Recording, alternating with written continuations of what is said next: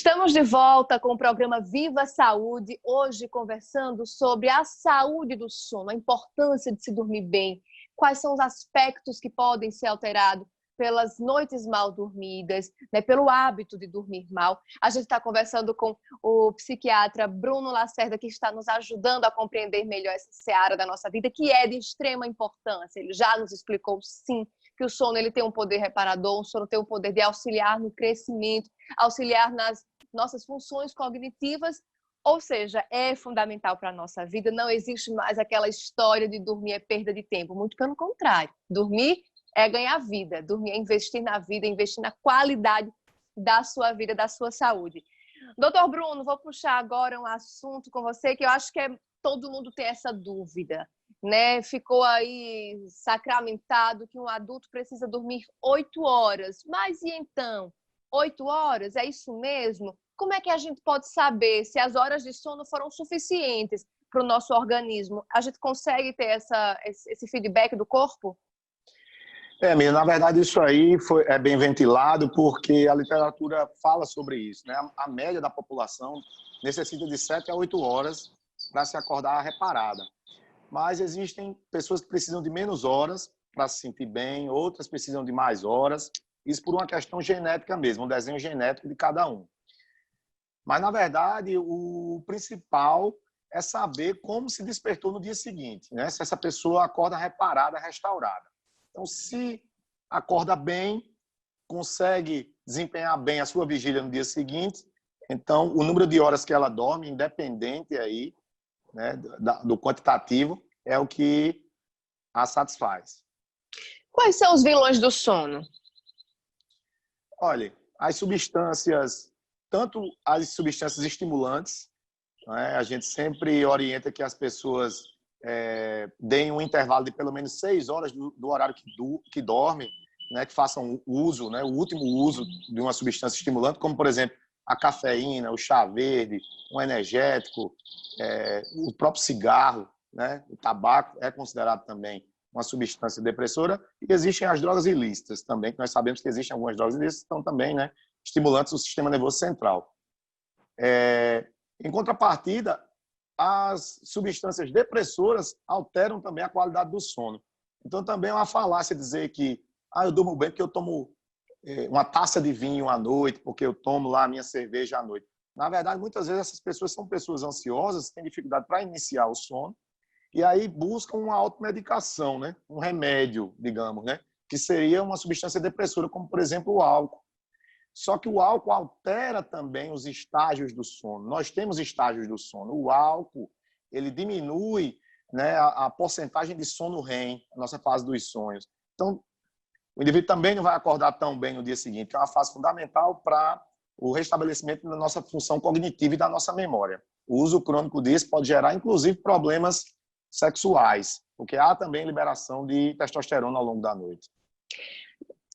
Doutor Bruno, a gente observa também que algumas pessoas defendem a bandeira, alguns leigos defendem a bandeira do uso da melatonina, né? Sabendo que a gente produz a melatonina, então faz o uso, manda comprar fora, enfim, vários artifícios para ter a melatonina e acabar utilizando isso como um indutor, como um auxílio, uma muleta aí para você conseguir dormir melhor.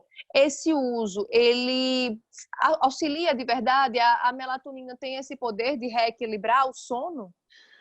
A melatonina, ela favorece o sono, certo? Mas ela é utilizada para o distúrbio de ritmo, que foi o que nós falamos no bloco anterior. Quando o indivíduo ele altera o seu próprio ritmo biológico, né? Passa a não dormir à noite, passa a dormir pelo dia, ou faz uma viagem onde há diversos fusos horários, e aí chega no ambiente e o seu ritmo biológico é diferente do ritmo do ambiente. Então, deve haver uma sincronização de ritmos. Então, a melatonina é preconizada para isso, certo? Porque a gente libera a melatonina, né? A gente produz a melatonina a partir da ingestão de alimentos, né? Alimentos ricos em triptofano. Mas aí a gente pode, de forma sintética, auxiliar o corpo neste sentido. Mas o que ocorre também na prática é o seguinte, é porque muitas vezes o paciente que passa a não dormir, ele começa a ficar muito ansioso. E aí ele quer dormir de toda forma. Toda Né? forma. É muito difícil fazer com que, muitas vezes, um paciente durma com melatonina, porque não é um indutor do sono, ele favorece o sono. Então, às vezes, apesar de a gente fazer com que ele mude hábitos, né, que trabalhe a higiene do sono, o paciente ainda continua com prejuízo. E aí a gente, às vezes, tem que lançar a mão de um medicamento. Mas o que acontece muitas vezes é que o paciente ele faz uma tomada antecipada de ação. E aí ele quer recorrer ao medicamento antes mesmo de perceber se esse sono vem de forma espontânea. E aí, às vezes, a gente lança a mão até da melatonina, sabendo que é um suplemento alimentar, para que ele tenha um recurso que não vai gerar problema, porque é um suplemento, entendeu? É como se fosse aquela questão, né, do amuleto, né? Para ele entender que ele tem algo que ele possa tomar. Sabe? Às vezes, a gente tem que recorrer até a uma estratégia como essa, para diminuir a ansiedade, porque muitas vezes o paciente acha que se não tomar algo, ele não vai dormir. E aí a gente vai desconstruindo. Mas, na verdade, não é um indutor do sono, a melatonina. Doutor Bruno, a gente observa também que agora, durante a pandemia, muitas pessoas, inclusive quem não tinha, né, esses quadros de problemas para dormir, passaram a ter. E aqueles que já tinham, acabaram sofrendo isso de maneira muito mais agressiva, muito mais violenta. O fato das pessoas estarem passando por isso, eles podem fazer alguma coisa para melhorar? Eles podem, muitas vezes, lançar mão de produtos naturais. Esses produtos naturais vão ajudar de alguma forma? Ou, em casos mais graves, realmente as medicações naturais não vão auxiliar? Na verdade, é o seguinte, Mina, num momento como esse, muitas pessoas foram tomadas pelo medo, né? Que o medo é um sentimento que é fundamental para a nossa preservação da espécie. Sem o medo, né, a gente não teria chegado até aqui. Só que o medo e a ansiedade, que é essa preocupação, né, a antecipação dos temas, faz com que a gente comece a viver em um estado de tensão. E é o que as pessoas têm vivido, né, nesse momento. Né? Principalmente no início ali da pandemia, que a gente não sabia bem, né? Nem o próprio governo sabia bem, os governos, né, como um todo, não sabiam bem como conduzir, né? Cada país tentou de uma forma, a população, nós tivemos uma enxurrada aí de informações, fake news. Então, assim, o importante é isso, né? A gente ter informações fidedignas, né? Que a população tenha um canal, né? Que a gente possa realmente ter uma informação segura para que a população fique mais segura, né, de como conduzir um momento como esse, né, que as pessoas conversem, né, se protejam, né, que a gente converse, né, sobre o assunto. Isso tudo é importante, por quê? Porque vai diminuindo a ansiedade. Né? Agora a gente já tem um maior controle, né, a gente já sabe que o uso de máscara é importante. Ajuda de verdade, não né? Esse uso do álcool em gel, o cuidado com a roupa, a limpeza das mãos, os lugares que agora estão reabrindo, né? Está havendo essa flexibilização, mas o cuidado continua. Então, assim, a princípio, as pessoas ficaram com medo de sair de casa, ficaram confinadas em casa. Então, isso tudo aumentou um estado de tensão. E aí leva o problema para a cama. Né? As pessoas começaram a ficar mais tempo em casa, começaram a assistir mais série, mais filme ao longo da noite, porque tinha o que ser feito, a rotina foi quebrada. Então, mudaram a própria rotina, invertem seus ciclos. Então, assim, agora é tentar voltar à rotina, né? Voltar a ter esses momentos, né, ritmados da sua alimentação, tentar voltar à sua rotina de trabalho, mesmo que seja em home office. Né? Se tem a dificuldade para dormir, faz uma leitura, toma um banho morno para ver se tira um pouco de toda essa preocupação do medo, né, existente. Sabe? Se afastar do celular é importante também, né? Se afastar da luz de tela, sabe? Isso tudo é importante. E, claro, na permanência, né, da dificuldade, é melhor recorrer a um profissional, sabe? Porque a gente consegue, de uma maneira mais rápida, sanar o problema e fazer com que essa pessoa saia também mais rapidamente do medicamento. Porque a questão é essa, né? Os medicamentos estão aí, a gente sabe que existem pessoas que têm acesso à medicação, né, que deveriam ser prescritas por médicos, mas que a gente sabe que muitas pessoas conseguem ter acesso, né, a qualquer tipo de medicamento. Né? E E a automedicação é onde mora o perigo, né? Porque aí a pessoa acha, né, que está fazendo algo bom para si, mas não tem a orientação, não é o conhecimento técnico para conduzir a situação. E aí muitas vezes começa a se colocar numa situação de dificuldade. Doutor Bruno, e essas pessoas que elas acabam utilizando a medicação para dormir, elas podem virar um hábito? A medicação para dormir pode virar um hábito? E a pessoa pode perder um pouco essa habilidade, a pessoa que está apenas dormindo com a medicação, ela também pode perder essa habilidade de dormir sozinha? Não, um hábito pode ser gerado, né? É isso que eu te falo. Existe essa questão, né? Uma antecipação de tomada de decisão. Porque o insônia crônico, ele já sabe o que ele sofreu, então ele não quer sofrer mais. Então ele não quer passar, né? Então assim, ele quer render bem no dia seguinte, ele não quer acordar irritado, não quer acordar sonolento, tem que render no trabalho, então ele quer dormir. Então ele não quer aguardar muito. Então muitas vezes ocorre isso. Isso é comum, né? O paciente antecipa a tomada do medicamento. Agora a questão é essa: que medicamento foi oferecido, sabe? E outra questão é a orientação que é dada a esse paciente. Porque eu posso conversar com você e dizer, Mirna, isso que você está fazendo está se tornando um hábito. Mas a medicação que eu te ofereci, você não vai estar presa a ela em momento algum. Então, Mirna, não faz sentido isso.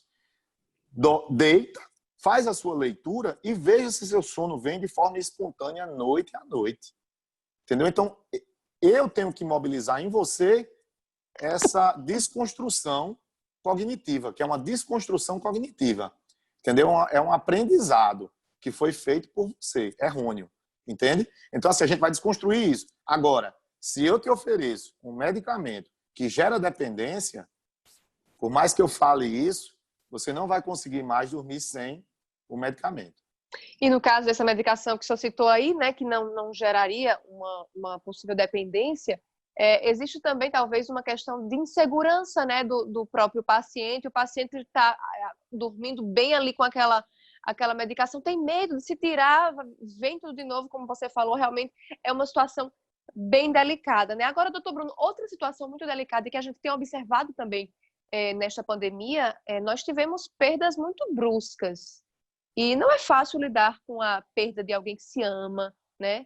A gente observou aí famílias dilaceradas, né? Já são, enfim, mais de 100 mil famílias dilaceradas aqui no Brasil por perdas repentinas que o Covid nos trouxe, né? E nessas situações, as pessoas que estão ali por perto, né? As pessoas que estão ali sofrendo, que perdeu aquele familiar muito próximo, muitas vezes, aí de cara o sono é afetado, né? Na hora dessas perdas, de cara geralmente é afetado.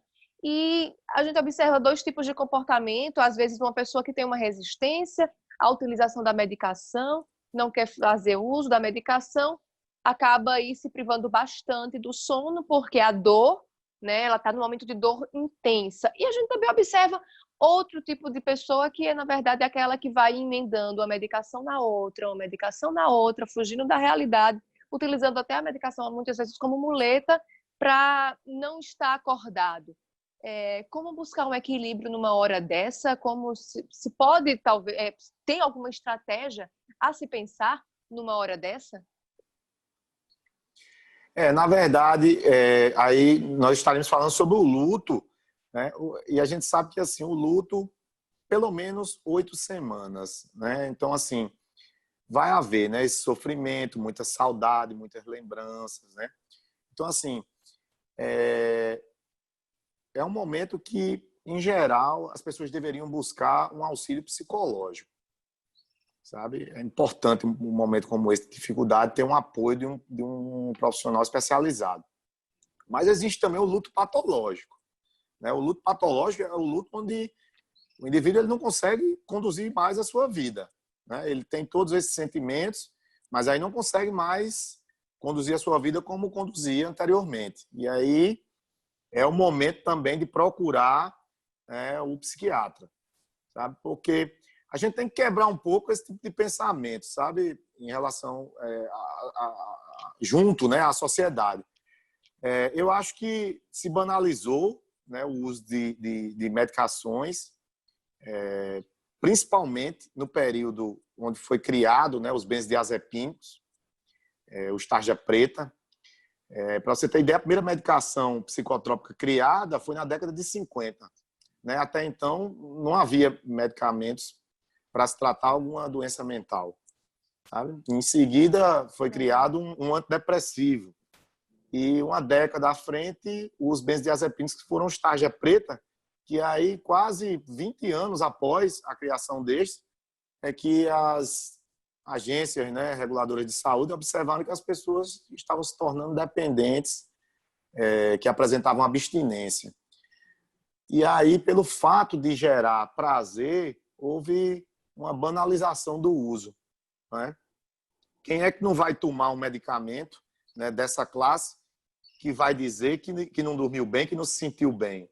Entendeu? Então, assim, eu acho que houve esse período negro, sabe? E que as pessoas têm medo. Muitas pessoas têm medo, têm receio de ir para um psiquiatra porque acham que vão ser dopadas, né? Porque vão ficar dependentes, sabe? Ou mesmo pelo fato de ir a um psiquiatra ainda, né? Que a gente sabe que a gente tem esse tabu de achar, né? Que o que a sociedade vai achar, né? Por eu ter ido a um psiquiatra. E o que a gente observa, na verdade, é que não. Cada vez mais as pessoas estão precisando, né? De uma ajuda, né, em um determinado momento da vida, porque a nossa vida tem sido cada vez mais competitiva, tem sido cada vez mais ingressar no mercado de trabalho. As crianças hoje têm que estudar mais de uma língua, coisa que a gente não fazia no nosso período. Então, assim, está sendo cada vez mais difícil e mais competitivo. A probabilidade é de que mais pessoas se tornem mais ansiosas, de mais angústia, né, na vida. Então, a gente tem que quebrar um pouco isso também, para que as pessoas tenham a mente aberta, né, de procurar. Se tem um problema na pele, se tem um problema no coração, né, a nível cerebral, vai procurar um dermatologista, vai procurar, né, o cardiologista, procura o neurologista. Se tem um problema com o sono, se tem um problema mental, emocional, tem que procurar os profissionais especializados, os psicólogos, especialistas em sono, os psiquiatras. Afinal de contas, não dá, né, para dissociar, né, o conceito de saúde, né, é realmente formado pelo bem-estar físico e mental. Não tem como dissociar isso, né? O nosso bem-estar mental, ele é fundamental e vai ditar aí a regra, vai ditar realmente a condução da nossa vida. Então, realmente é preciso quebrar tabus, saber também que o psiquiatra nem sempre vai medicar. Muitas vezes o psiquiatra vai orientar, né, algumas condutas importantes que às vezes nós esquecemos, nós estamos distantes, e o psiquiatra vai nos aproximar de condutas que vão nos ajudar. Ou seja, realmente nós precisamos ter essa... Isso é tão, hoje em dia é tão importante, né, doutor Bruno, que eu não posso nem dizer que pensar assim é ter uma mente aberta. Não é isso. Isso realmente tem que ser o normal. O normal é a gente saber que se estamos precisando de ajuda mental, a gente precisa sim buscar profissionais, sem qualquer tipo de preconceito. Doutor Bruno, para a gente encerrar o nosso bate-papo, que se a gente fosse deixar, tinha pauta assim, para 5 horas de entrevista, porque o sono é um assunto inesgotável. Enfim, e nas horas daqui que a insônia chega, o que é que a gente pode fazer? Existe alguma estratégia para a gente conseguir tentar sair daquela crise, daquele momento ali difícil, que chega a ser bastante angustiante para quem está vivendo, né? Deve-se repensar, né, nos costumes, nos hábitos, né, evitar essas substâncias estimulantes ou mesmo as substâncias depressoras à noite, né, não fazer uma atividade vigorosa, né, eu digo em relação à atividade física, próximo do horário de dormir, sabe? Não fazer uma alimentação copiosa, uma alimentação volumosa também próximo do horário de dormir, né, uma alimentação mais leve. No momento que for dormir, desligar os equipamentos eletrônicos, tomar um banho morno, né, para relaxar essa musculatura, buscar uma leitura, sabe? E na permanência, né, da dificuldade em relação ao sono, realmente recorrer a um profissional, porque não tem por que se manter no sofrimento. É melhor ter uma orientação para que volte a conduzir a sua vida como conduzia normalmente. Ok, doutor Bruno, muito obrigada pelos seus esclarecimentos, como sempre, né? As entrevistas são sempre extremamente produtivas, porque você consegue, sim, nos passar de forma muito simples, né? Mensagens extremamente importantes e extremamente complexas. Muito obrigada, mais uma vez, pela sua participação. Eu que agradeço, Mirna. Muito obrigado. Gente, obrigada a você de casa que esteve aqui conosco durante esse programa. Eu espero que você tenha gostado, eu espero que você tenha realmente consumido. Bota isso em prática, cuida da tua vida, cuida da tua saúde, cuida do seu sono e do sono da sua família. Isso tem extrema importância, como a gente acompanhou hoje, tá bom? Um beijo grande e a gente se encontra no próximo programa Viva Saúde. Até mais!